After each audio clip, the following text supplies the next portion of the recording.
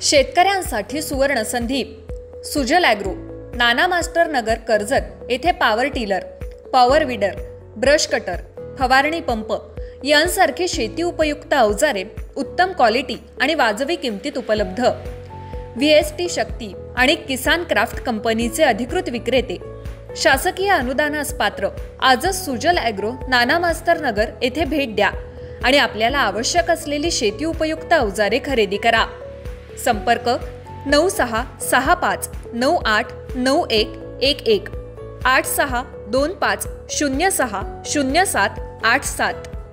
नमस्कार, मी विकास मिरगणे. विकासनामा डिजिटल प्लॅटफॉर्ममध्ये आपलं सर्वांचं स्वागत. चर्चा करतोय खरं तर विकासनामा संदर्भामध्ये. तुम्हाला जर बाजू मांडायची असेल, तुमच्यावर अन्याय होत असेल, तुम्हाला एखादी बातमी सांगायची असेल, तुमच्या नाव न सांगण्याच्या अटीवर विकासनामा निपक्ष निर्भीड आहे हे तुम्हाला सुद्धा माहित आहे. अशा अनुषंगाने जर काय सांगायचं असेल, खाली स्क्रीनवर माझा नंबर आहे, त्याच्यावर तुम्ही संपर्क साधा. तुमची मुलाखत जेव्हा मला वेळ मिळेल त्यावेळी तुमची प्रकाशित करू, तुमची घेण्याचा प्रयत्न करू. तुम्हाला शक्य आलं तर नवी मुंबईत या, तिथे नवी मुंबईमध्ये मुलाखत घेऊ. मूळ मुद्दा असा आहे की विजय देशमुख विरुद्ध सुभाष देशमुख संघर्ष जो आहे सोलापूरच्या राजकारणामध्ये आपण अनेकदा पाहिला.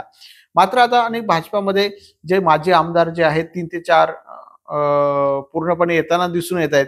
अशाच अनुषंगाने जर बघितलं एकमेकांचे राजकारणामध्ये दुश्मन असलेले आता मात्र या पक्षप्रवेशानिमित्त एकत्र येताना दिसून येत आहेत.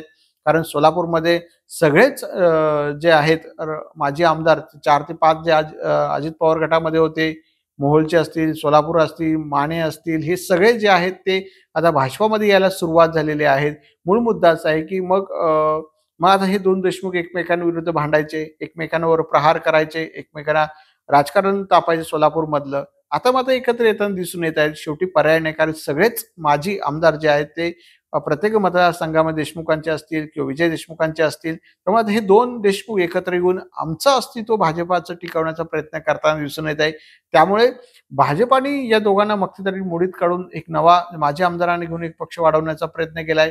जिल्हा परिषद निवडणूक असतील किंवा सोलापूर महानगरपालिका निवडणुकी दृष्टीने असतील किंवा शहराच्या प्रश्नांसंदर्भामध्ये असतील, तर एकूणच काय या सगळ्या राष्ट्रवादी काँग्रेसला खालसा करत एक सोलापुरामध्ये भाजप वन कसं होईल या दृष्टीने जे प्रयत्न असते.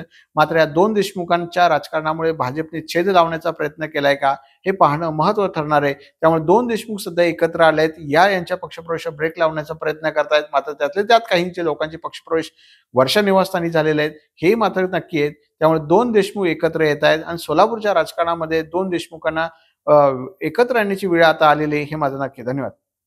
तुमच्या जाहिरातीसाठी एक संधी मोठ्या प्रेक्षकांपर्यंत पोहोचवा. व्यवसाय असो किंवा इव्हेंट, विकासनामा सोबत जाहिरात करा.